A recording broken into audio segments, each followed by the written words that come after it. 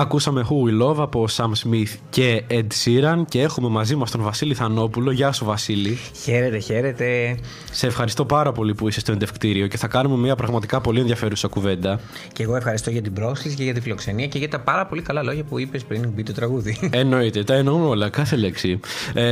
Λοιπόν, θα ήθελα να ξεκινήσουμε, αν θέλεις και εσύ, από ένα θέμα το οποίο μας έχει απασχολήσει πάρα πολύ τους τελευταίους μήνες. Το νομοσχέδιο για την ισότητα στον γάμο και στην τεκνοθεσία. Το περίμενες? Ότι θα ψηφιστεί? Ότι θα έρθει αρχικά και κατόπιν ότι θα ψηφιστεί? Ναι, το περίμενα. Και νομίζω ότι η πρώτη σωστή πρόταση, η πρώτη μάλλον πρόταση που εγώ πιστεύω ότι πρέπει να υποθεί κάθε φορά σε μια συζήτηση για την ισότητα στο γάμο είναι ότι και πολύ άργησε. Ναι, εννοείται αυτό. Οπότε ναι, το περίμενα. Όποιος παρακολουθούσε λίγο τα πράγματα καταλάβαινε ότι ήμασταν πάρα πολύ κοντά. Ήμασταν πολύ κοντά γιατί η Ευρώπη πίεζε, ήμασταν πολύ κοντά γιατί υπάρχει ανάγκη να αναγνωριστούν κάποια βασικά δικαιώματα, η μετακίνηση των ΛΟΑΤΚΙ οικογενειών στα κράτη-μέλη της Ευρωπαϊκής Ένωσης. Οπότε λίγο πολύ ήταν θέμα χρόνου. Τώρα ακριβώς έτσι το χρονικό πλαίσιο δεν το γνώριζα. Ναι, φυσικά. Λέω και 6 εβδομάδες, αλλά ναι, εντάξει. Ξεκίνησε και από την δήλωση του Πρωθυπουργού μετά την νίκη του στις εκλογές. Οπότε σιγά σιγά νομίζω ότι μπαίναμε όλοι λίγο στη διαδικασία να καταλάβουμε ότι θα γίνει. Ναι, το καταλαβαίναμε και ξέρεις τι, θέλω να μου σχολιάσεις μια αντίφαση, βασικά να μου πεις αρχικά αν την εντοπίζεις και να μου τη σχολιάσεις, που βρίσκω εγώ στο ότι φυσικά η κυβέρνηση έφερε το νομοσχέδιο, κατοχυρώσαμε ένα ανθρώπινο δικαίωμα, αλλά ταυτόχρονα επιτρεπόταν και από την κυβέρνηση και από το κράτος γενικότερα και το σύστημα να υπάρχει μια ρητορική μίσους βαφτιζόμενη ελευθερία λόγου απέναντι στα ΛΟΑΤΚΙ άτομα. Τι αντίφαση ήταν αυτή, τι τρίπλα μας παίξανε? Κοίτα, πάντοτε όταν μπαίνουμε στη διαδικασία να συζητήσουμε ουσιαστικά ένα νομοθέτημα που αφορά στα ΛΟΑΤΚΙ δικαιώματα, γνωρίζουμε ότι θα είναι μια περίοδος όπου ο κακοποιητικός λόγος και η ρητορική μίσους θα είναι πάρα πολύ αυξημένη. Και νομίζω ότι αυτό προέρχεται και από μια έλλειψη, είναι λίγο χαρακτηριστικό το πώς αντιλαμβανόμαστε ακόμα τα ζητήματα που σχετίζονται με το σεξουαλικό προσανατολισμό, ταυτότητα, έκφραση χαρακτηριστικών φύλου. Τι θέλω να πω? Θέλω να πω ότι ζούμε σε μια κοινωνία που φτάνουμε στην αναγνώριση κάποιων βασικών δικαιωμάτων, όχι όλων και όχι για όλα τα άτομα. Γιατί είναι καλό να το πούμε και αυτό. Μιλάμε για την ισότητα στο γάμο, μιλάμε στην ουσία για την αναγνώριση δικαιώματος γάμου για τα ομόφυλα ζευγάρια και τεκνοθεσίας. Δεν μιλάμε όμως για ισότητα στο γάμο. Πρώτα χρησιμοποιώ αυτό τον όρο, γιατί τα τρανς άτομα, τα intersex άτομα βρίσκονται εκτός και επίσης δεν υπάρχει και πρόσβαση στην υποβοηθούμενη αναπαραγωγή. Αυτά για τα πρακτικά. Από εκεί και πέρα όμως, ένας νόμος δεν φέρνει την άνοιξη. Και αυτό το καταλαβαίνουμε κάθε φορά που ανοίγει μια συζήτηση για τα ΛΟΑΤΚΙ δικαιώματα. Γιατί ενώ θα περιμέναμε η συζήτηση αυτή να γίνεται με πολιτισμένους όρους, με όρους που δεν μας κακοποιούν, έγινε ακριβώς το αντίθετο. Και δεν είναι τυχαίο ότι οι πιο χαρακτηριστικές έντονες στιγμές κακοποίησής μας από τον πολιτικό λόγο ως κοινότητα είναι όταν κάθε φορά που συζητιέται ένα νομοσχέδιο, ένας νόμος. Θεωρείς ότι θα μπορούσε να μπει ένα φρένο στα λόγια της Εκκλησίας από την κυβέρνηση και από τον κακοποιητικό λόγο που εξέφρασε? Τώρα να μπει ένα φρένο δεν ξέρω ακριβώς τι σημαίνει, οπότε να το χρησιμοποιήσω και σαν φράση δεν ξέρω ακριβώς τι εννοώ. Ενώ δεν ξέρω πώς να το πω. Θα μπορούσε να γίνει πολύ πιο έντονη η αντίδραση από ανθρώπους που έχουν εξουσία, από ανθρώπους που έχουν πολιτική εξουσία σε αυτό που έχει προκαλέσει η Εκκλησία. Γιατί ξέρεις κάτι, δεν είναι μόνο ο κακοποιητικός λόγος που ακούμε από εκπροσώπους της Ελληνικής Ορθόδοξης Εκκλησίας, αλλά είναι και η νομιμοποίηση που προσφέρουν οι πολιτικοί και τα εκάστοτε πρόσωπα, τα οποία την αναγνωρίζουν ως μία άλλη άποψη. Μιλάνε για ελευθερία του λόγου. Δεν είναι ελευθερία του λόγου κακοποίηση. Η κακοποίηση είναι κακοποιητική συμπεριφορά. Την αποφεύγουμε την κακοποιητική συμπεριφορά, δεν την δικαιολογούμε. Ακριβώς. Νομίζω κάπου το έχεις πει και εσύ, ίσως το έχεις γράψει, ότι πόση κακοποίηση δέχτηκαν τα ΛΟΑΤΚΙ άτομα και μέσα από τα μίντια στο όνομα του ας ρωτήσω έναν επώνυμο για το νομοσχέδιο ή ας καλέσω έναν παπά στην εκπομπή μου να μιλήσει για το νομοσχέδιο. Κοίτα, είναι νομίζω μια πάρα πολύ καλή ευκαιρία και συγκυρία που θα το πούμε τώρα αυτό εδώ, γιατί είμαστε σε έναν χώρο που υπάρχουν αρκετά νέα άτομα που ασχολούνται και με το κομμάτι της δημοσιογραφίας. Ακόμα και εγώ, στα πρώτα μου χρόνια έπεφτα, ξέρεις, σε αυτή την παγίδα που μας μαθαίνουν ότι πρέπει να δίνουμε χώρο και σε όλες τις πλευρές όταν διαχειριζόμαστε ένα θέμα και να εκφράζονται όλες οι πλευρές με τον ίδιο τρόπο και εξίσου. Εδώ όμως υπάρχει μια διαφορά. Αυτό είναι σωστό, είναι ιδεολογικό. Σημασία έχει όμως να ελέγξουμε λίγο ποιοτικά και την πλευρά που ακούγεται. Και στο κομμάτι των δικαιωμάτων, όταν έχουμε ένα ανθρώπινο δικαίωμα, η αντίθετη γνώμη δεν πρέπει να ακούγεται. Δεν πρέπει να ακούγεται η μία αναγνώριση ενός ανθρώπινου δικαιώματος. Γιατί αυτό είναι λάθος. Θέτουμε υποδιαπραγμάτευση, θέτουμε σε συζήτηση στην ουσία για το αν κάποιοι άνθρωποι πρέπει να αποκτήσουν τα δικαιώματά τους ή όχι. Είναι λάθος. Οπότε οι δημοσιογράφοι είναι υποχρεωμένοι από τη δημοσιογραφική τους ιδιότητα να προστατεύουν την ισονομία και να προστατεύουν στο ότι όλες οι ομάδες, οι κοινωνικές που στερούνται των δικαιωμάτων, να έχουν λόγο και να διεκδικούν και όχι να προσκαλούν την αντίθετη γνώμη, η οποία, όπως είπαμε, είναι κακοποιητική, είναι κακοποιητικός λόγος. Και ως δημοσιογράφοι οφείλουμε να προστατεύουμε τον κόσμο τον κακοποιητικό λόγο. Και από τις αντιλήψεις που αυτός μπορεί να διαμορφώσει, έτσι. Μα προφανώς και αυτό είναι το πιο επικίνδυνο. Γιατί άμα δεις το τι συνέβη τους τελευταίους μήνες με αφορμή τη συζήτηση για αυτό το νόμο που έφερε η κυβέρνηση, είναι ότι καθημερινά άνοιγες την τηλεόραση και άκουγες συζητήσεις ανθρώπων και τοποθετήσεις ανθρώπων που καμία σχέση δεν έχουν με τη ΛΟΑΤΚΙ κοινότητα. Καμία σχέση δεν έχουν και με την πολιτική εξουσία κάποιες τις περισσότερες φορές. Να τοποθετούνται για ποιο λόγο εγώ, παραδείγματος χάρη, ως γκέι άτομο δεν πρέπει να έχω το δικαίωμα να κάνω οικογένεια. Και όχι μόνο αυτό, αρχίζουν και να με προσβάλλουν. Σκέψου λοιπόν τώρα τα πόσα ΛΟΑΤΚΙ άτομα από αυτή τη στιγμή, γιατί σήμερα είναι και η Πανελλήνια Μέρα Εκφοβισμού, πόσα ΛΟΑΤΚΙ άτομα πηγαίνοντας στο σχολείο θα έχουν να αντιμετωπίσουν όλες τις αρνητικές συμπεριφορές των άλλων των παιδιών που άκουγαν όλα αυτά τα τραγικά, όλα αυτά τα κακοποιητικά που έλεγαν.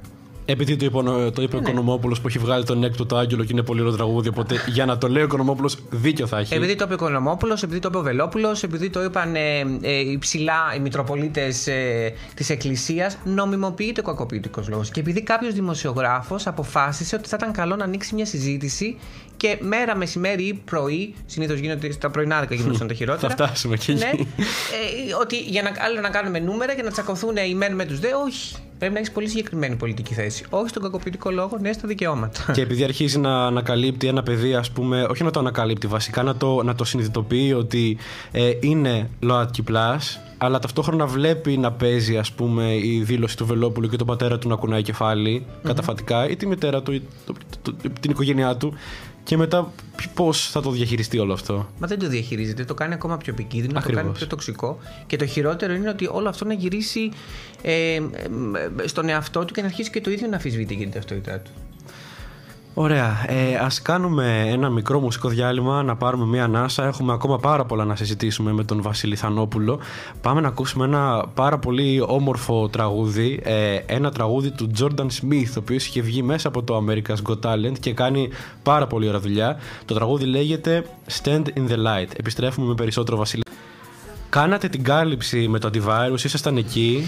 Ήμασταν, ναι. Πώς ήταν αυτό? Δύσκολο ήτανε. Εγώ αγχωνόμουν να τα διάβασα και λέω καλά πώς το κάνουν αυτό. Ήτανε δύσκολο γιατί θα σου πω, εντάξει, πέρα από ότι ήταν πάρα πολλές ώρες, Ναι. πέρα από το ότι ήταν πάρα πολλή πληροφορία, θα το ξαναπώ, ήταν και πάρα πολύ κακοποίηση. Δηλαδή αναγκαστήκαμε, Ναι. έπρεπε να ακούσουμε πάρα πολλά κακοποιητικά σχόλια, έπρεπε να τα διαχειριστούμε, να τα ακούσουμε, να περάσει το κεφάλι μας και να τα καταγράψουμε. Και αυτό, ξέρεις, σε μια διαδικασία είναι λίγο η οποία σου μένει. Ό,τι trigger και να έχεις εκείνη τη στιγμή πρέπει να το κάνεις πέρα και να βγάλεις τη δήλωση, έτσι. Ακριβώς. Και νομίζω ότι μετά από το ότι μάθαμε το ότι ψηφίστηκε, την ανακοίνωση του αποτελέσματος, εγώ δεν μπορούσα να το διαχειριστώ. Ξέρεις, δεν είχα αυτή τη χαρά που περίμενα θα είχα, γιατί ήταν πάρα πολύ αρνητική ενέργεια που είχα συσσωρεύσει. 2 μέρες συνεχόμενα, έτσι. Ναι. Συν ό,τι είχε. Συν ό,τι έγινε πριν και ό,τι έγινε μετά. Η δευτερολογία του Σπύρου Μπουμπίλα, πώς σου φάνηκε?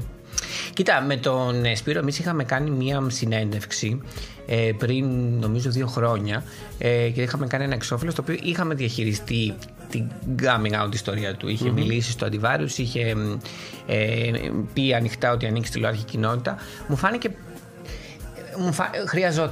χρειαζόταν λίγο για για να ισορροπήσει λίγο περισσότερο προς το κομμάτι της ενσυναίσθησης. Ξέρεις, από αυτήν τη συζήτηση έλειπε πάρα πολύ ενσυναίσθηση. Ναι. Έλειπε πάρα πολύ ότι αυτή τη στιγμή που μιλούν οι πολιτικοί να καταλάβουν ότι τους ακούνε πάρα πολλά άτομα ΛΟΑΤΚΙ και το ότι υπάρχει ανάγκη να τα προστατεύσουμε αυτά τα άτομα. Να τους πούμε ότι είναι εντάξει να είστε αυτό που είστε και μην ακούτε όλες αυτές τις παλαβομάρες και τις ανοησίες που πάρα πολλοί είπαν κατά τη διάρκεια της συζήτησης και στις τοποθετήσεις τους. Και η τοποθέτηση και η γενικότερη στάση της κυρίας Έλενας Ακρίτα. Επίσης η Έλενα Ακρίτα είναι ένας άνθρωπος ο οποίος με μεγάλη συνέπεια τάσεται υπέρ των ανθρωπίνων δικαιωμάτων και των ΛΟΑΤΚΙ δικαιωμάτων, οπότε νομίζω ότι οι παρεμβάσεις της ήταν πάρα πολύ δυναμικές. Ήταν από τα λίγα άτομα η οποία είχε μια αντίδραση κάθε φορά που ο κακοποιητικός λόγος ξέφευγε πάρα πολύ και αυτό ήταν αναζωογονητικό τουλάχιστον.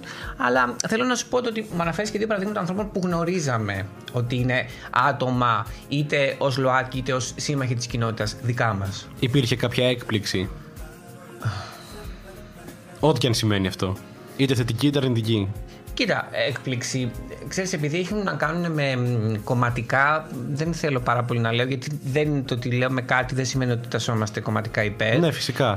Πώς να σου το πω. Η συνέπεια της Ζωής Κωνσταντοπούλου, η οποία βρισκόταν καθ' όλη τη διάρκεια της συζήτησης και ήταν συνέχεια και έκανε παρεμβάσεις, ήταν μια θετική έκπληξη. Ο ακραίος κακοποιητικός λόγος του Βελόπουλου ήταν μια. Όχι ότι δεν τον περιμέναμε. Αλλά όλη αυτή η επιστράτευση αντιεπιστημονικών ερευνών, όλο αυτό ήταν δηλαδή λίγο περισσότερο από ό,τι τουλάχιστον εγώ περίμενα. Έκπληξη βέβαια δεν ήταν, αλλά αν και πρέπει να το πούμε, η τοποθέτηση Σαμαρά. Ναι. Δεν ήταν έκπληξη, αλλά ήταν κάτι πάρα πολύ αρνητικό. Μια γροθιά ήταν στο στομάχι αυτή η τοποθέτηση. Ναι. Ήταν για την ελληνική κοινωνία και για τα ελληνικά μίντια μια φούσκα, θεώρησε αυτό, που έσκασε μετά από την ψήφιση του νομοσχεδίου? Δεν νομίζω ότι έχει σκάσει. Και γιατί στο λέω αυτό? Γιατί ακόμα και τώρα έχω παρακολουθήσει εκπομπές όπου πηγαίνουν, ενώ μιλάμε ότι είναι ένας νόμος ο οποίος έχει ψηφιστεί στο πλαίσιο της δημοκρατίας μας, ακόμα θέτουν το ερώτημα για το ότι θα έχεις πρόβλημα το παιδί σου να είναι γκέι. Συμφωνείτε με τα ΛΟΑΤΚΙ άτομα να κάνουν οικογένεια? Παρότι δηλαδή μιλάμε για ένα πλέον συνταγματικό δικαίωμα, για ένα δικαίωμα αναγνωρισμένο από το Σύνταγμα της χώρας μας, υπάρχουν άνθρωποι που φτάνουν στο σημείο να το διαπραγματεύονται. Και σκέψου ότι αυτό μπορεί να ακουστεί λίγο ακραίο αυτό που θα πω, αλλά άμα νομιμοποιήσει αυτό, τι αρχίζει να νομιμοποιεί? Ότι εγώ μπορώ αύριο να αρχίσω να ρωτάω, συμφωνείτε με το να ψηφίζουν οι γυναίκες? Είναι πάρα πολύ επικίνδυνα αυτά τα μονοπάτια. Και εδώ είναι η τεράστια ευθύνη των ανθρώπων που έχουν δημόσιο λόγο και δεν των δημοσιογράφων να γνωρίζουν ότι πρέπει να αντιλαμβάνονται ότι εφόσον κάτι έχει αναγνωριστεί και έχει ψηφιστεί, η συζήτηση έχει τελειώσει. Ούτως ή άλλως δεν έπρεπε να την ξεκινήσουν με τον τρόπο που την ξεκίνησαν. Έπρεπε να την ξεκινήσουν με έναν τρόπο να ενημερώσουν τον κόσμο. Όχι να το διχάσουν, όχι να το κάνουν debate. Μέχρι και το δημοψήφισμα έπεσε στο τραπέζι. Καλά, αυτό εντάξει. Εδώ τώρα πάμε σε μονοπάτιο που η Εκκλησία ζητάει δημοψήφισμα, που καταλαβαίνεις πως οι εξουσίες στην ουσία δεν είναι τόσο. Δεν είναι ευδιάκριτα ξέχωρες. Είναι μεγάλα τα ζητήματα που δημιουργούνται. Σε αυτό με το δημοψήφισμα θέλω να σου πω ότι εγώ ήμουν σε μια φάση, είμαι πάρα πολύ θετικός με το να γίνει δημοψήφισμα αν είμαστε υπέρ ή κατά της ισότητας στο γάμο, αρκεί να υπάρχει και υποερώτημα Β, ναι ή όχι να διασπαστεί το κράτος από την Εκκλησία στο ίδιο δημοψήφισμα. Καταλαβαίνω τη λογική σου σε αυτό. Δεν το εννοώ προφανώς, το λέω ειρωνικά. Ναι. Για τα ανθρώπινα δικαιώματα δεν κάνουμε δημοψήφισμα. Προφανώς. Τα δικαιώματα δεν βασίζονται στη γνώμη των πολλών. Βασίζονται στο ότι ο κάθε άνθρωπος πρέπει να υπάρχει με τον ίδιο τρόπο που υπάρχουν όλα τα υπόλοιπα, ίδιες υποχρεώσεις, ίδια δικαιώματα χωρίς διακρίσεις. Ακριβώς. Και από την απάντηση σου τώρα και από κάτι από όσα συζητούσαμε πριν σχετικά με το κατά πόσο τελικά μιλάμε για ισότητα, θα ήθελα να σε ρωτήσω αν πιστεύεις πως στο μυαλό των πολλών, όπως είπες και εσύ, ΛΟΑΤΚΙ πλάς ίσον γκέι, σε παρένθεση γκέι άντρες. Ναι. Μόνο. Πολύ ωραίο ερώτημα αυτό. Κοίτα, όταν ανήκεις σε μια κοινότητα, μάλλον είναι πολύ σημαντικό, τουλάχιστον θα σου πω εγώ τη δικιά μου την λογική, τι εννοώ όταν λέω κοινότητα. Είμαστε άνθρωποι πάρα πολύ διαφορετικοί μεταξύ μας. Και το ότι μπορεί κάποια από εμάς άτομα να έχουμε τον ίδιο σεξουαλικό προσανατολισμό ή και την ίδια ταυτότητα φύλου, αυτό δεν μας καθιστά απαραίτητος κοινότητα. Κοινότητα μας καθιστά κυρίως οι διακρίσεις που τρώμε εξαιτίας αυτών των ταυτοτήτων που φέρουμε. Ναι. Και το λέω αυτό γιατί είναι πάρα πολύ λογικό κάποιοι άνθρωποι να είναι πολύ πιο προνομιούχοι. Και μιλώντας για προνομιούχους, εδώ να βάλουμε ότι συνήθως οι γκέι άντρες ως ομάδα είναι πολύ πιο προνομιούχα σε σχέση με άλλες ομάδες όπως είναι, ας πούμε, οι τρανσγυναίκες. Ναι. Οι οποίες αυτή τη στιγμή το νομοσχέδιο τις αφήνει, τα τρανς άτομα γενικότερα, τα αφήνει εντελώς έξω. Οπότε στο μυαλό, ναι, όταν μιλάμε για ΛΟΑΤΚΙ κοινότητα, η πρώτη ανάγνωση που κάνουν είναι σε σχέση με τους γκέι άντρες, με την γκέι ταυτότητα και δεν των γκέι αντρών. Πολλοί λόγοι. Η ανδρική ταυτότητα, ας πούμε, που είναι η πατριαρχία. Εντάξει, μπαίνουμε τώρα σε τέτοια μονοπάτια, αλλά είναι, αυτά εξηγούν. Και ξεχνάμε τις άλλες ταυτότητες που οι διακρίσεις που υφίστανται είναι διπλές και τριπλές. Ναι, φυσικά. Άκουγα τις προάλλες ένα podcast από δύο πολύ αγαπημένα μου άτομα, δεν θα ήθελα να αναφέρω όμως από ποια. Θα σε ρωτήσω μετά. Ναι. Μπορεί και να το έχεις δει, στο οποίο υπήρχε μία διένεξη, ας πούμε, για το κατά πόσο τα ΛΟΑΤΚΙ άτομα ή τα ανάπηρα άτομα βάλλονται περισσότερο. Ναι. Οπότε είχες από τη μία δύο ανάπηρα άτομα και από την άλλη ένα ΛΟΑΤΚΙ άτομα και προσπαθούσε το καθένα να αποδείξει ότι εγώ βάλλομαι πιο πολύ. Ναι. Και σκεφτόμουν ότι πόσο όμως αυτό μας χωρίζει πιο πολύ από ότι μας ενώνει, ας πούμε, ως ανθρώπους και ως ταυτότητες. Και αφήνουμε και στην άκρη φυσικά και τη διαθεματικότητα και τις πολλαπλές διακρίσεις, ναι, κάνοντας αυτή τη σύγκριση. Είναι πολύ σωστό το σχολείο σου. Γενικώς αυτές οι συγκρίσεις δεν ξέρω σε τι βοηθάνε. Δηλαδή, ακόμα και στο πλαίσιο να αντιληφθείς την κοινωνική συμπεριφορά και το πώς, ξέρω εγώ, μια κοινωνία αντιδρά και διαχειρίζεται συγκεκριμένες ταυτότητες. Αλλά ακόμα και πάλι γίνεται πάρα πολύ άδικο. Επίσης, ΛΟΑΤΚΙ άτομα, ανάπηρα άτομα. Τα ΛΟΑΤΚΙ άτομα είναι και ανάπηρα άτομα. Τα ανάπηρα άτομα είναι και ΛΟΑΤΚΙ άτομα. Γινώς, δηλαδή, είμαστε πάρα πολλά πράγματα. Έχουμε πάρα πολλές ταυτότητες. Εννοείται. Και αυτή ακριβώς η διαθεματικότητα που λες είναι που εν τέλει δημιουργεί το αφήγημα για το πώς θα μας αντιμετωπίσει η κοινωνία. Οπότε κάθε άνθρωπος είναι ξεχωριστός. Κάθε ατομικότητα αντιμετωπίζεται με βάση το σύνολο των ταυτοτήτων που φέρει. Περνάμε σε ένα μικρό διαφημιστικό διάλειμμα. Antivirus, περιοδικό 110, με τον Γιάννη Βίτσο ως guest editor, που μιλάει για τις πολλαπλές διακρίσεις. Ένα εξαιρετικό κείμενο και σε ευχαριστούμε πάρα πολύ γι' αυτό, να το πω. Λοιπόν, και μετά από αυτήν την μικρή και φαν τηλεπόληση, το ΕΣΟΥΡΟΥ μπορεί να κάνει κάτι σε όλο αυτό, στην κακοποίηση που υπάρχει στην τηλεόραση, και αν μπορεί το κάνει, όχι. Για πες μας τι πιστεύεις. Κοίτα, το ΕΣΟΥΡΟΥ έχει μια όχι τόσο καλή ιστορία σε σχέση με το πώς διαχειρίζεται τα ζητήματα ρητορικής μίσους. Βέβαια, τα τελευταία χρόνια τα πράγματα έχουν αλλάξει. Απλώς κινούμαστε περισσότερο στη λογική του ότι πλέον δεν βάζουμε πρόστιμα σε σειρές που δείχνουν φιλιά, που αποτυπώνουν ομόφυλης συντροφικότητας, παρά το ότι κατηγορούμε ή παρά το ότι αναγνωρίζουμε και παίρνουμε μέτρα για την αναπαραγωγή, ξέρω εγώ, μιας ρητορικής μίσους. Τουλάχιστον εγώ δεν θυμάμαι, μπορεί να κάνω και λάθος όμως, δεν θυμάμαι κάτι πάρα πολύ συγκεκριμένο να έχει κάνει το ΕΣΟΥΡΟΥ σε σχέση με όλο αυτό τον κακοποιητικό λόγο, ιδιαίτερα τον τελευταίο χρόνο. Οπότε σίγουρα θα μπορούσε να κάνει πάρα πολλά περισσότερα από το να είναι ok το να μην παίρνουν πια μπιπ στις λέξεις λεσβείες όταν ακουγόντουσαν στις τηλεοπτικές σειρές.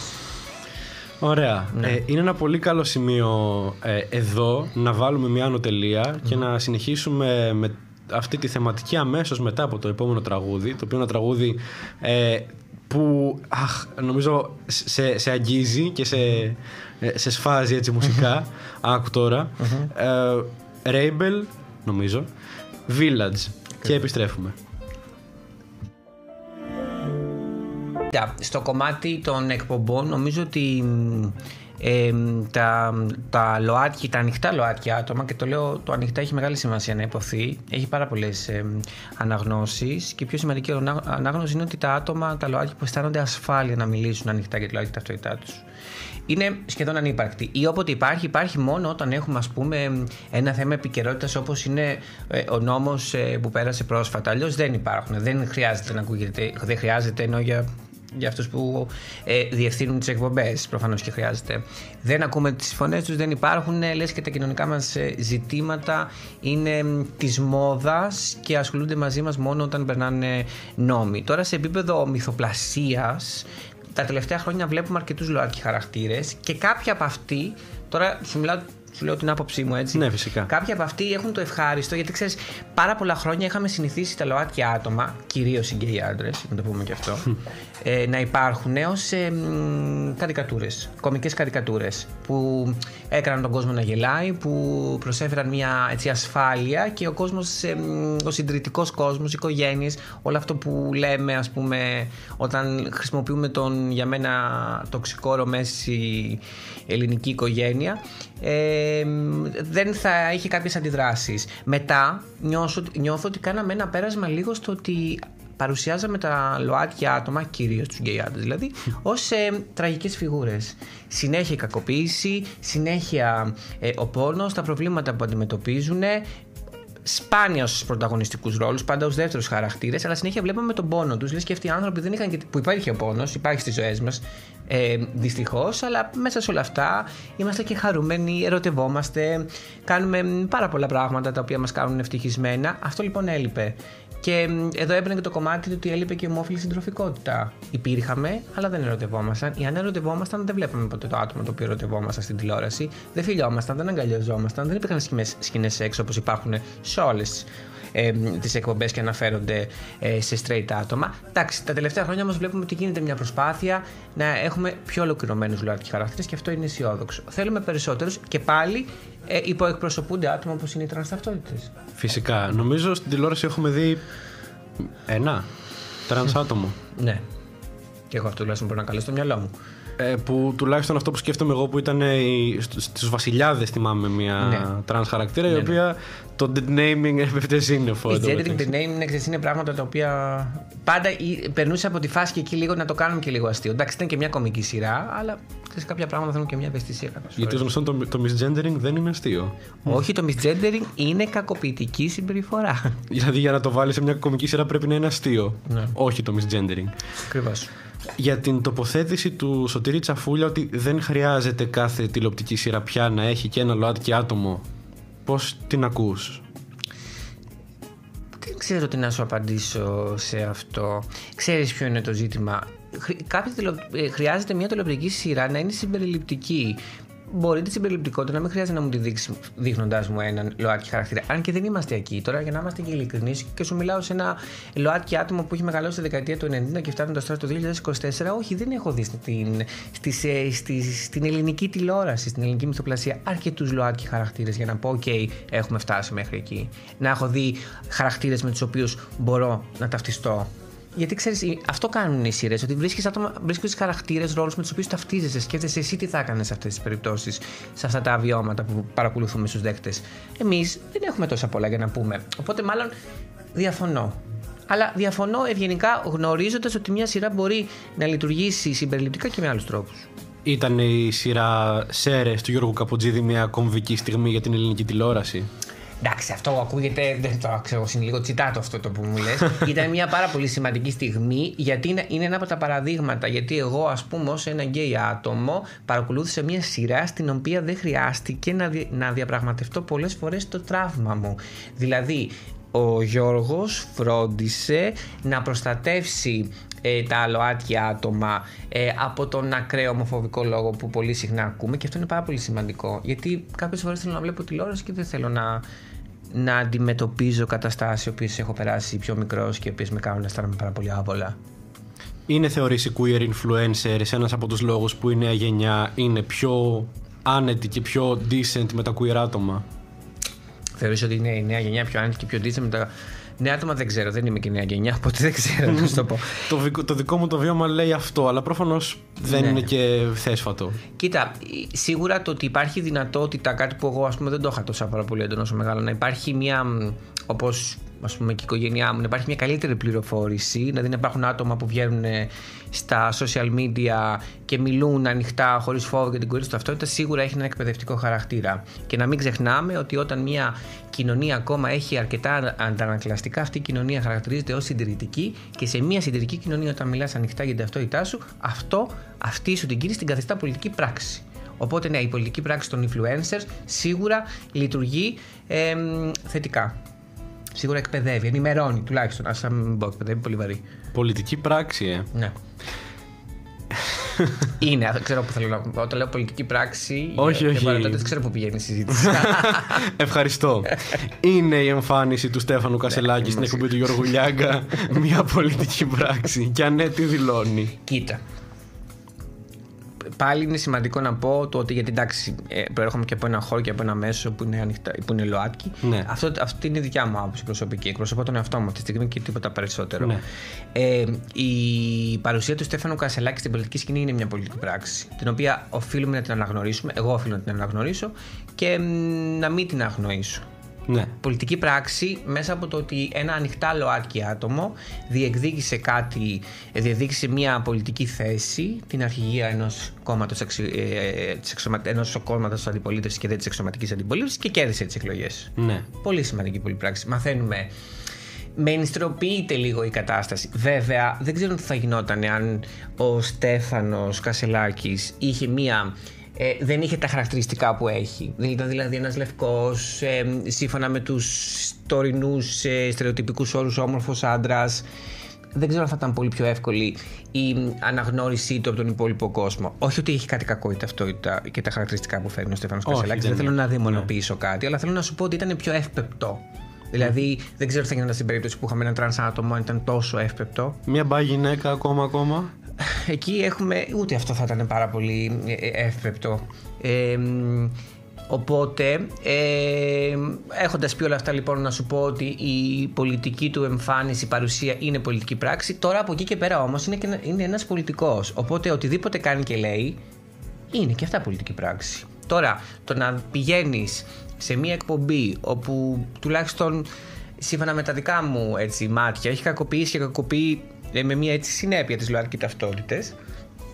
Κάνει αυτό που έκανε, που λέγαμε και προηγουμένως, θα θέτει υποδιαπραγμάτευση, κάνει συζητήσεις και debate για να φιλοξενήσει κακοποιητικό λόγο. Για μένα, πώς να το πω, με προβλημάτισε, με ανησύχησε. Με ανησύχησε γιατί είναι σημαντικό οι άνθρωποι που συνειδητά επιλέγουν να μιλήσουν ανοιχτά για τη ΛΟΑΤΚΙ ταυτότητα, δεν αναγνωρίζουν τον κακοποιητικό λόγο των ανθρώπων, όπου το κάνουν με τέτοιο τρόπο όπως αυτή η εκπομπή. Με προβλημάτισε, με άγχωσε. Είναι η ίδια σκέψη και για άτομα όπως ο Γιώργος Καπουτζίδης ή η Κάθριν Ράιλι που έχουν εμφανιστεί στην εκπομπή του Γιώργου Λιάγκα, ή όπως ο Γιάννης Πουλόπουλος που είναι στο πάνελ της Κατρίνας Καινούριου, ή η πολιτική υπόσταση του Στέφανου Κασελάκη τον καθιστά άλλη περίπτωση? Νομίζω, θα σου πω το δεύτερο. Το κάθε άτομο, το κάθε ΛΟΑΤΚΙ άτομο που επιλέγει να βρεθεί σε χώρους όπου υπάρχει ένα εσωτερικό κακοποίησης, μπορεί να το κάνει για πολύ συγκεκριμένους λόγους. Το κάνει, δηλαδή, πώς να το πω, τα άτομα που επέλεξες να πεις, τόσο η Κάθριν Ράιλι όσο και ο Γιώργος Καπουτζίδης, έχουν πολύ συνειδητά αντιταχθεί σε αυτόν τον ομοφοβικό λόγο. Εκείνη τη στιγμή έχουν μιλήσει ανοιχτά και έχουν πει στον παρουσιαστή και στο πάνελ ότι αυτά που λέτε, όπως κάτι που κάνει μεγάλη επιτυχία και ο Γρηγόρης Βελιανάτος, αυτά που λέτε είναι κακοποιητικά. Και είμαι εδώ για να σας το πω. Αυτό είναι θεμιτό, κατά τη γνώμη μου. Είναι σωτήριο, το έχουμε ανάγκη και πολλές φορές αγχώνομαι, για να είμαι ειλικρινής, για τα άτομα που αναλαμβάνουν αυτή την ευθύνη να το κάνουν. Γιατί αυτά τα άτομα μπορεί εύκολα να κακοποιηθούν. Τώρα, όταν είσαι πολιτικό πρόσωπο και αυτού του ελληνικούς, τότε έχει άλλη σημασία. Έχει άλλη πολιτική σημασία. Ο πρώτος, αυτή είναι η τίτλη που διαβάζουμε, έτσι. Ναι. Ανοιχτά γκέι αρχηγός κόμματος αξιωματικής αντιπολίτευσης να δίνει συνέντευξη σε μια εκπομπή που έχει φιλοξενήσει αρκετό κακοποιητικό λόγο και να ακούγονται συζητήσεις ότι και να γίνονται αναφορές, ας πούμε, σε δημάρχους περιφέρειας, πόλεων, ας πούμε, επαρχιακών πόλεων, και να λένε έχουμε μιλήσει στο τηλέφωνο, είμαστε εδώ για όλους. Εγώ τα θεωρώ ότι είναι πάρα πολύ σημαντικό να τον αναγνωρίζεις τον κακοποιητικό λόγο και να τον απομονώνεις. Και ο μοναδικός τρόπος για να λυθεί όλο αυτό, γιατί δεν σημαίνει ότι δείχνεις εμπάργκο σε εκπομπές που έχει κακοποιητικό λόγο. Εγώ θα το έκανα, αλλά εγώ σε ατομικότητα. Από εκεί και πέρα είναι σημαντικό κάποια στιγμή να ακούσουμε και κάποια συγγνώμη. Να ακούσουμε μια συγγνώμη για αυτό που έχω κάνει και να δούμε ότι αυτή η συγγνώμη έχει αξία και γίνεται πράξη. Δεν νομίζω να ακολουθείται από κανένα. Αυτό που λες το σκεφτόμουν πριν από λίγες μέρες που άκουγα τον Γιώργο Λιάγκα να ορίεται και να κλείνει κάποιον από τη σύνθεσή του που έλεγε ότι εσύ είχες πει ότι δεν θα ήθελες το παιδί σου να βγει γκέι. Και ο Γιώργος Λιάγκας οριότανε, είπα εγώ τέτοιο πράγμα. Μήπως αντί να το πετάς από πάνω σου σαν καυτή πατάτα να πεις ότι ναι, το είπα, αλλά μήπως τελικά δεν ισχύει αυτό που είχα πει, μήπως ήταν άτομο αυτό που είχα πει τότε. Αυτό είναι ένα τέτοιο. Δηλαδή, εντάξει, και η συγκεκριμένη δήλωση στην οποία αναφέρεσαι έγινε 2 δεκαετίες πριν. Ή δεν ξέρω ακριβώς πότε. Ή και 6 χρόνια. Ναι. Αλλά έχουμε και πιο πρόσφατες. Ναι. Δεν μπορούμε να ξεχάσουμε ότι το Pride θυμίζει ένα τσίρκο. Ναι, δεν μπορούμε να ξεχάσουμε ότι με το που γίνανε οι εκλογές, η πρώτη εκπομπή στην οποία εμφανίστηκε ο αρχηγός των Σπαρτιατών ήταν η δική του, ενός κόμματος ακροδεξιού, με συγκεκριμένο λόγο απέναντι και στα ΛΟΑΤΚΙ και γενικότερα στα ανθρώπινα δικαιώματα και όχι μόνο. Το περάσαμε πριν πολύ γρήγορα, αλλά θα ήθελα λίγο να μου μιλήσεις και ως συντάκτης, ως δημοσιογράφος, για το misgendering που βλέπουμε πολύ συχνά στα μέσα μαζικής ενημέρωσης. Ναι. Κοίτα, η πρώτη διαπίστωση που έχω κάνει είναι ότι αρκετός κόσμος που ασχολείται με ζητήματα και γράφει σε διάφορα μέσα σε ζητήματα που αφορούν στην ταυτότητα φύλου αγνοεί κάποιες βασικές πληροφορίες. Με συγχωρείς, πριν συνεχίσουμε, να εξηγήσουμε τι είναι το misgendering και γιατί η γεια μου την Ιωάννα που μας ακούει. Βεβαίως. Λοιπόν, θες να το εξηγήσω, θες να το πεις? Πες μας. Ωραία, θα το πω πάρα πολύ απλά. Το misgendering είναι όταν χρησιμοποιείς διαφορετικές αντωνυμίες από τις αντωνυμίες που χρησιμοποιεί το άτομο στο οποίο αναφέρεσαι. Δηλαδή, εγώ αυτή τη στιγμή είμαι ο Βασίλης Ανόπουλος και χρησιμοποιώ αρσενικές αντωνυμίες. Αν χρησιμοποιήσεις θηλυκές αντωνυμίες, είναι misgendering. Στα trans άτομα, λοιπόν, από τη στιγμή που κάνουν coming out, ξεκάθαρα δηλώνουν τις αντωνυμίες και το όνομα το οποίο χρησιμοποιούν και με τα οποία εσύ απευθύνεσαι σε αυτά. Οπότε το να χρησιμοποιείς άλλες αντωνυμίες από αυτές είναι μια κακοποιητική συμπεριφορά. Είναι γιατί να μην αναγνωρίζεις το βίωμά τους, να μην αναγνωρίζεις την ταυτότητά τους. Και φυσικά στα trans άτομα εννοούμε και τα non-binary μη διαδικά άτομα. Βέβαια, χρησιμοποιώ τον όρο trans ως όρο ομπρέλα. Ναι. Έτσι. Ναι. Οπότε, αλλά τώρα τι μιλάμε? Μιλάμε ότι για ανθρώπους που ακόμα πολλές φορές έχει χρειαστεί και σε άτομα που ανήκουν και γράφουν σε μέσα να εξηγήσω, να επισημάνω τη διαφορά ανάμεσα σε σεξουαλικό προσανατολισμό και ταυτότητα φύλου. Ενώ υπάρχει έλλειψη πληροφορίας. Αλλά αυτή η έλλειψη πληροφορίας μπορούσε να πει κάποιος: OK, έχει να κάνει με το κομμάτι το σύστημα της παιδείας. Ναι. Έχει να κάνει με το ότι στις σχολές που διδάσκονται, δημοσιογραφικές σχολές, δεν διδάσκονται ζητήματα που σχετίζονται με τις ΛΟΑΤΚΙ ταυτότητες. Ναι. Αλλά όπως είπαμε και πριν, ζούμε και σε μια εποχή που η πληροφορία είναι διάχυτη. Ότι ο κόσμος, όλα μας μπορούμε να ενημερωθούμε από το διαδίκτυο, από ανθρώπους που μιλούν πλέον πάρα πολύ δυναμικά και ανοιχτά. Οπότε το να επιλέγεις, μάλλον το να μην γνωρίζεις, είναι πλέον θέμα επιλογής.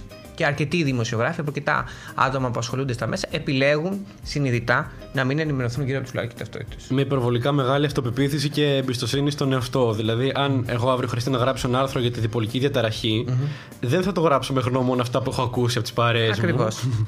Ακριβώς, είναι και η έρευνα. Είναι και εκεί μιλάμε για το πόσο καλό επαγγελματία είσαι. Από την άποψη του ότι μπαίνεις σε μια διαδικασία να μην χρησιμοποιήσεις το δικό σου το πιστεύω ή το τι έχεις εσύ μάθει μέχρι τότε, αλλά να μπεις στην διαδικασία να ερευνήσεις. Και σε ζητήματα ΛΟΑΤΚΙ ταυτοτήτων, οι περισσότεροι βασίζονται σε αυτά τα στερεότυπα που τα ίδια γνωρίζουν.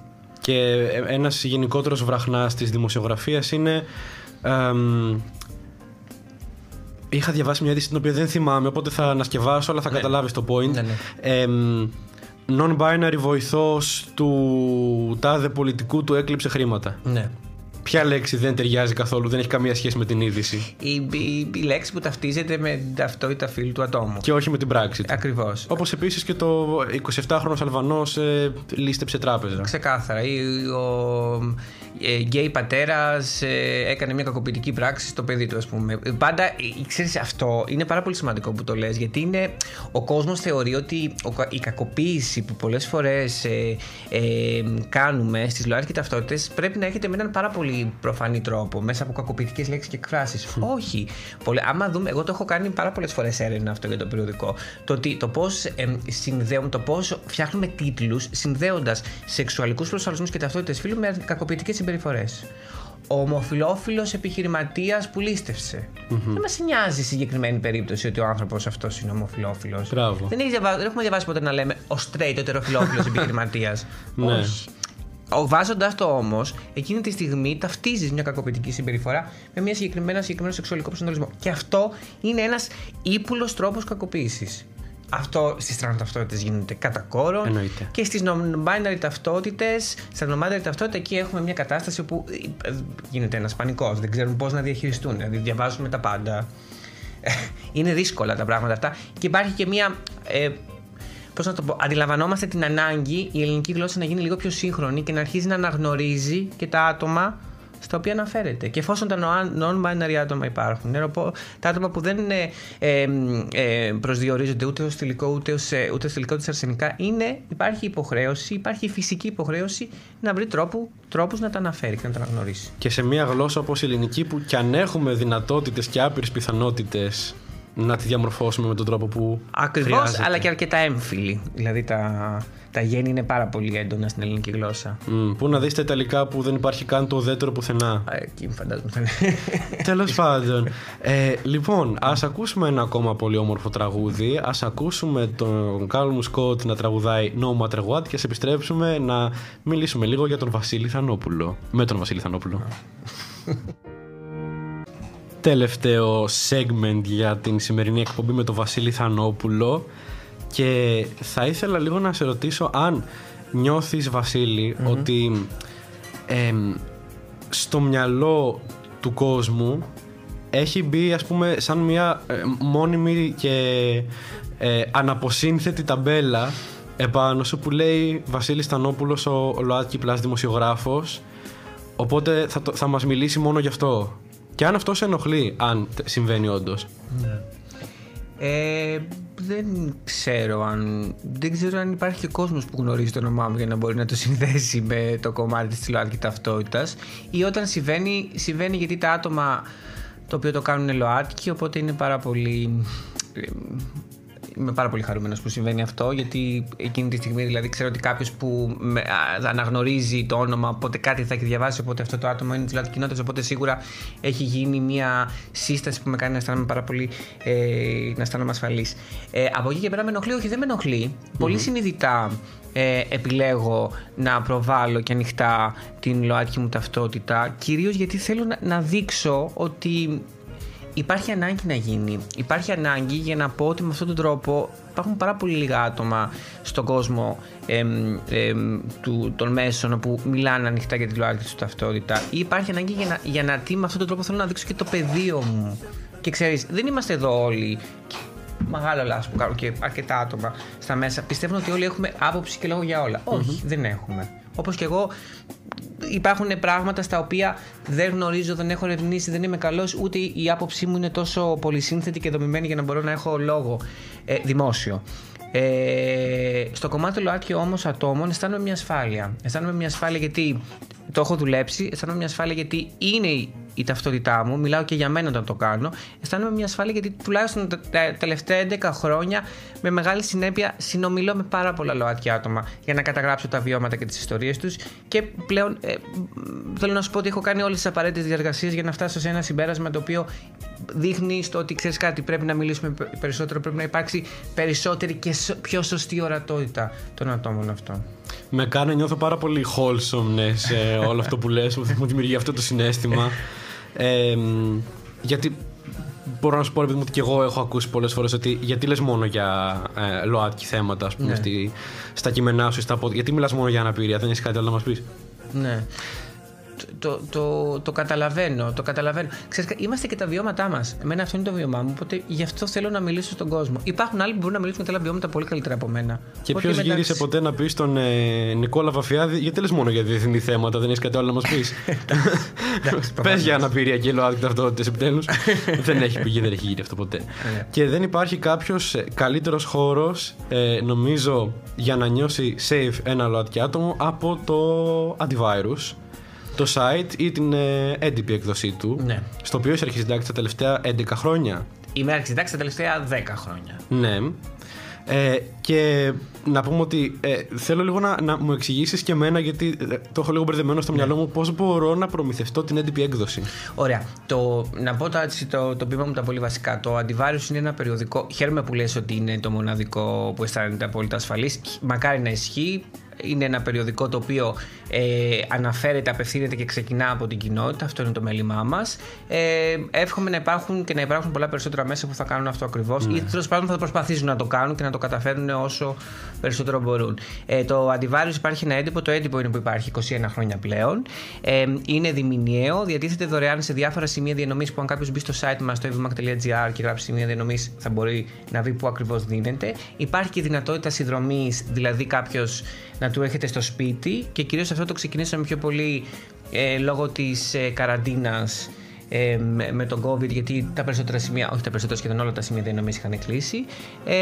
Μπορεί να το βρει σε μαγαζιά σχετικά της κοινότητας, σε χώρους πολιτισμού, σε χώρους που πλέον είναι λίγο πιο ανοιχτοί, όχι πλέον, που είναι πιο ανοιχτοί σε ζητήματα της ΛΟΑΤΚΙ κοινότητας. Μπορεί να το βρει και online όμως, γιατί το περιοδικό υπάρχει και με τη μορφή σε PDF, ακριβώς όπως δηλαδή εκδίδεται, και online, οπότε μπορεί οποιοδήποτε άτομο ή τέλος πάντων αρκετά άτομα να το δουν και από εκεί. Και επίσης υπάρχει και το site, που εκεί μιλάμε για ροή ειδήσεων, μιλάμε λίγο για μια καθημερινή αποτύπωση του τι συμβαίνει στην Ελλάδα και στον κόσμο σε σχέση με τα ΛΟΑΤΚΙ. Ναι, φυσικά, και πραγματικά μιλάμε για φανταστική ροή ειδήσεων. Έχω ανοιχτές ειδοποιήσεις μου για το site του Antivirus. Πάρα πολύ. Αξίζει πραγματικά. Αν δεν το είχατε ακούσει μέχρι τώρα, να μπείτε να το δείτε. Δεν ξέρω, δεν νομίζω ότι θα μετανιώσετε αυτή την επιλογή. Ποτέ δεν ξέρει. Αν τη μετανιώσετε, κακό δικό σας. Ή του να μας στείλετε για ποιο λόγο τη μετανιώσετε. Κάποιο feedback όταν δεν είναι κακοπροαίρετο, είναι θεμιτό. Αυτό. Ευγενικά. Πάντα με χαμόγελο. Ωραία. Και έχεις κάποιο spoiler για το επόμενο τεύχος που θες να μοιραστείς με το ραδιοφωνικό μας κοινό? Spoiler δεν έχω, να σου πω την αλήθεια, γιατί είμαστε στη φάση τώρα που τρέχουμε διάφορα projects και προσπαθούμε να δούμε ακριβώς αυτά που θέλουμε να κάνουμε. Και είναι και φρέσκο το τεύχος το τελευταίο. Ναι, δηλαδή είχε βγει πριν λίγες εβδομάδες. Και επίσης η ύλη μας καθορίζεται λίγο και από ζητήματα επικαιρότητας, οπότε ξέρεις, πρέπει πάντα να αφουγκραζόμαστε τι συμβαίνει. Οπότε είμαστε σε αυτή τη διαδικασία τώρα που αφουγκραζόμαστε. Νομίζω αυτό. Έχουν πολύ ωραίους τίτλους τα έντυπα. Υπάρχει μια ομάδα που γίνεται μια σύσκεψη και αποφασίζεται αυτό. Υπάρχει η συντακτική ομάδα του περιοδικού, όπου συναντιόμαστε και αποφασίζουμε πάνω κάτω τις βασικές θεματικές που θέλουμε να έχει το περιοδικό, και μετά από εκεί και πέρα είμαστε σε ένα συνεχή διάλογο. Ο καθένας από το πόστο του, ο καθένας από αυτό που εκπροσωπεί, από την ταυτότητα που φέρει, και οι ταυτότητες εδώ φέρουν πολύ μεγάλη σημασία, και συναποφασίζουμε για να φτάσουμε στο τελικό αποτέλεσμα. Θα ήθελα να αξιοποιήσω αυτό το ένα λεπτό που μας απομένει, για να σε ρωτήσω αν έχεις κάποιο tip που θα ήθελες να ακούσει ένας νέος δημοσιογράφος που ακούει την εκπομπή, ώστε να γίνουν τα κείμενά του ή ο λόγος του γενικά πιο συμπεριληπτικός. Πρακτικό. Κοίτα, το πρώτο tip που θα ήθελα να δώσω είναι το ότι μην βασίζεται στα αυτά που ίσως έχει μάθει από την οικογένεια, από το σχολείο, και ότι είναι σημαντικό να αρχίζει λίγο να καταλαβαίνει καλύτερα. Και η πρώτη υποχρέωση, πολλά με μάθανε και εμένα όταν ξεκίνησα σχολείο για το τι σημαίνει δημοσιογράφος. Τα περισσότερα από αυτά δεν ξέρω αν με βοήθησαν. Το πιο σημαντικό είναι ότι το να είσαι δημοσιογράφος σημαίνει ότι πρέπει να έρθεις σε επαφή με την κοινωνία. Και επειδή είμαστε άτομα της κοινωνίας, τα ΛΟΑΤΚΙ άτομα, είμαστε στην κοινωνία, πρέπει να μάθουμε να τα ακούμε. Είμαστε δίπλα, υπάρχουμε παντού. Οπότε ένα άτομο λοιπόν θα είναι καλό να έρθει σε επαφή με ένα ΛΟΑΤΚΙ άτομο για να μάθει και να καταλάβει κάποια πράγματα. Οπότε το πρώτο tip είναι αυτό. Υπάρχουν οργανώσεις, υπάρχει το Antivirus, υπάρχουν πολλοί τρόποι που κάποιο άτομο μπορεί να μάθει, να δει πώς λειτουργεί ο λόγος, αν θέλει πρακτικά παραδείγματα για το τι έχει να κάνει. Και εμείς απαντάμε, προσωπικά απαντάω σε πάρα πολλές απορίες ανθρώπων που θέλουν να ασχοληθούν με ένα θέμα και θέλουν να το προσεγγίσουν με έναν πολιτικά ορθό τρόπο. Και επίσης, και μια τελευταία συμβουλή είναι ότι η πολιτική ορθότητα είναι πάρα πολύ σημαντική για τα άτομα που φέρουν δημόσιο λόγο. Κυρίως για τα άτομα που φέρουν δημόσιο λόγο. Η πολιτική ορθότητα δεν είναι αστυνόμευση του λόγου. Η πολιτική ορθότητα είναι σεβασμός των ανθρώπων, όπου βιώνουν κάποιες καταστάσεις και δημιουργούν τις περιπτώσεις και δημιουργούν τις προϋποθέσεις για το πώς πρέπει να τους μιλάμε. Βασίλη, σε υπερευχαριστώ που ήσουν σήμερα στο εντευκτήριο. Πραγματικά απόλαυσα πάρα πολύ την κουβέντα μας. Και εγώ πολύ. Πάρα πολύ. Ήταν αναζωογονητική. Τέλεια, χαίρομαι πάρα πολύ που το ακούω αυτό. Ελπίζουμε να την απολαύσατε και εσείς. Και αν την απολαύσατε, ελάτε και την επόμενη Τετάρτη 5 η ώρα για το επόμενο μας συνεντευκτήριο. Αλλά μείνετε και εδώ, γιατί ακολουθεί εκπομπάρα επόμενη. Και φυσικά να είστε καλά, να παραμένετε ασφαλή και να περνάτε όμορφα. Πάμε να κλείσουμε με ένα Eurovisionικό τραγούδι, μιας και πλησιάζει και αυτή η ώρα. Πάμε να κλείσουμε με Emily De Forest και Only Teardrops. Καλή συνέχεια. Γεια σας.